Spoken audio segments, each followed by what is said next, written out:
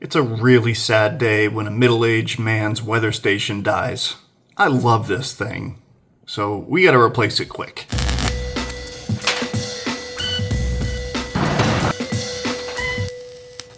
I really can't complain about ambient weather. This thing is at least 7 or 8 years old, and it's held up really, really well up until right now. I don't know what went wrong with it, but something with this, which is the last thing I would have expected to have a problem. The outdoor sensor, just gets the hell kicked out of it 24/7. So as I was looking for a new one of the things I wanted was to upgrade to a TFT screen, a full color screen. They look much nicer. I had bought one for my folks for Christmas one year that has the color screen, and it just looks way better. It's easier to see at night and that type of thing. To my surprise, Vevor, and I should have known this because Vevor seems to make everything I need whenever I go looking for something. They've got a reasonably priced version of it. So we've got a color TFT screen on this. Looks very nice. The other must-have feature was an outdoor sensor that is solar powered, because where I have this, it is not convenient to get to. So once I get it up there, I want to leave it up there and not have to go back even yearly to change batteries. So this one actually comes with a really beefy solar panel. Some of the other ones have panels on them. They're a lot smaller, and they just use them to drive a little fan inside of this so that it always gets real air temperature, not the temperature of the plastic around it heating up. This one has a big enough solar panel that not only does it run the fan, but it can run itself. And that's huge when it's mounted 30 feet in the air. Looks like we've got all of the other accoutrements, so a little bit of assembly required, not much. We're talking about just like putting blades on things and real simple. I have no idea what this is. I mean, I can think of a use for it, but I'm guessing that's not what Vevor had in mind. Huh. That's actually a really nice screwdriver for a throw-in free screwdriver. All right, so I'll get this all put together here. It should not be anything too tricky. And I'll check back with you once we're all assembled. Both the wind speed and the wind direction are kind of keyed into these spindles, so you don't have to worry about them ending up in the wrong place or stripping out over time.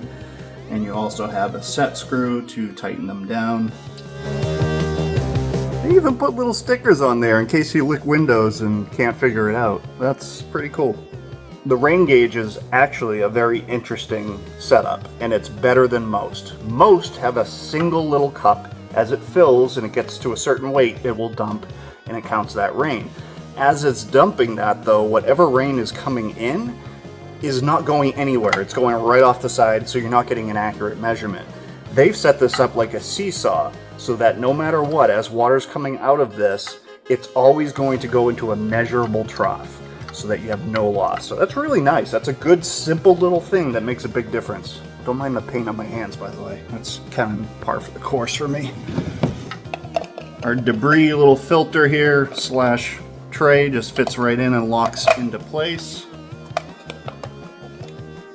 And locks into place.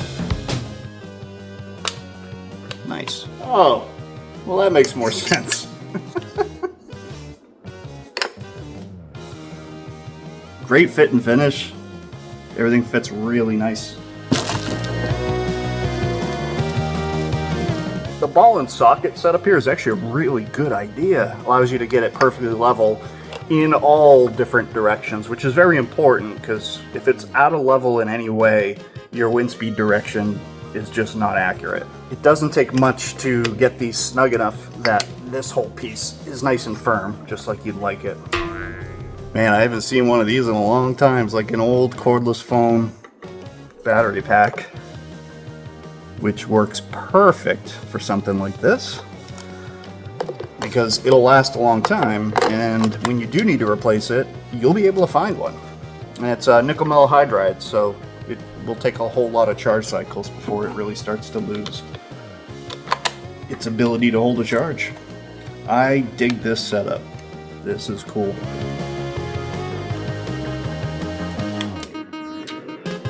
And a nice high density solar panel. For mounting options, they give you every option. This bracket obviously slides into here, and you can wall mount it, assuming you have something offset like an overhang of an eave or something like that. If you're mounting it to a pole, well, that same bracket now becomes a clamp to go on a pole.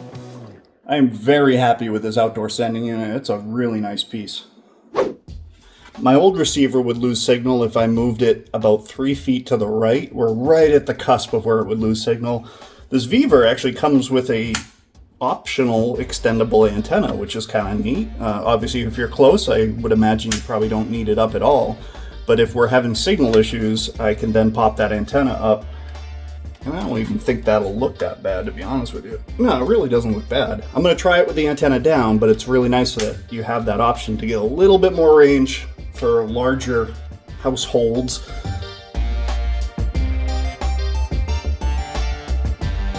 The old one, I had cut this cable down, shortened it up. I'll do the same to this one, but for right now, we're just going to plug it in to see its pretty screen, hopefully.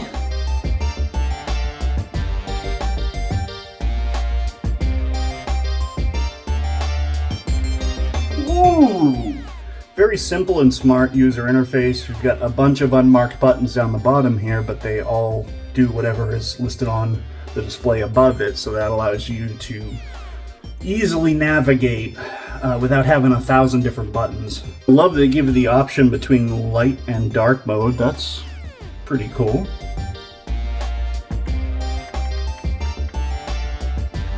And then you can have it activate night mode at a certain time. You can set that. Very nice. Max and mins get reset daily. Backlight level at night. Brightness and contrast. Very nice UI. I like this. Oop, it's too bright. There we go. I'll tell you what, the brightness on this is friggin' insane. This is a very bright house where you got a lot of windows here. I've got the brightness at 3 bars and it's plenty bright. I don't even know what you would need the other ones for, but I guess it's nice if you're putting this thing in direct sunlight, you can probably see it. There, that's better.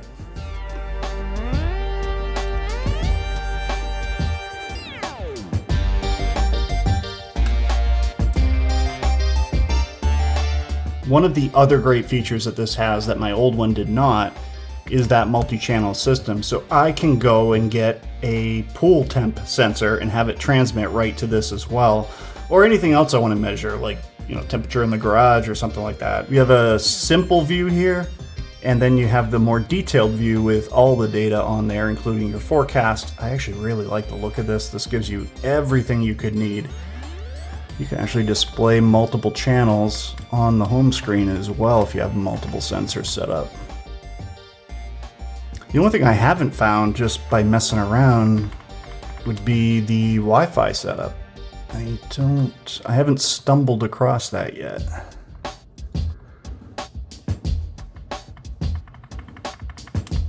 And one would think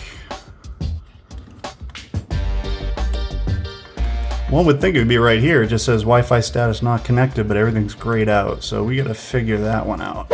For all the crap I give offshore stuff, I have to give Vevor credit. They do a really good job on their manuals. Like, I actually did need this to figure out how to get the Wi-Fi going. But as I'm flipping through it, it's very well done. So in order to set up the Wi-Fi connection, we're gonna go back to our menu here, down to enable access point, plus. The reason I couldn't enter the Wi-Fi info is it doesn't want you to enter the Wi-Fi info on this because that's kind of a pain in the butt. It uses it over the access point modes. So we enable access point mode. I then connect my phone to the Vevor's Wi-Fi and then complete the setup process to connect it to my network. So that's very simple. Once again, another problem solved by reading the freaking instructions. And as soon as that's saved, this automatically went back to the home screen. You can see now that just appeared, and we have a sync. It is now uploading live to Weather Underground. It's just that easy. Very happy with this thing. Super simple assembly, super simple setup, and more options than I'll ever use. Screen looks great, very vibrant, and I don't, at the moment, have anything really negative to say other than it's probably a little bit deeper than it needs to be. If you look through the holes in the back of this, you can see there's not much there. It would be really nice if they could slim this thing down so it sat a little bit flusher when you were wall mounting it. But short of that, I got no complaints, and certainly for the price, it's the best value out there for a weather station, if you ask me. As always, everyone, I appreciate you watching. Any comments, questions, concerns, or criticisms, let me know down in the comment section below me. Otherwise, everybody, have a great day, and hopefully you are cooler than I am right now, because it is hotter than Shania Twain in the 90s.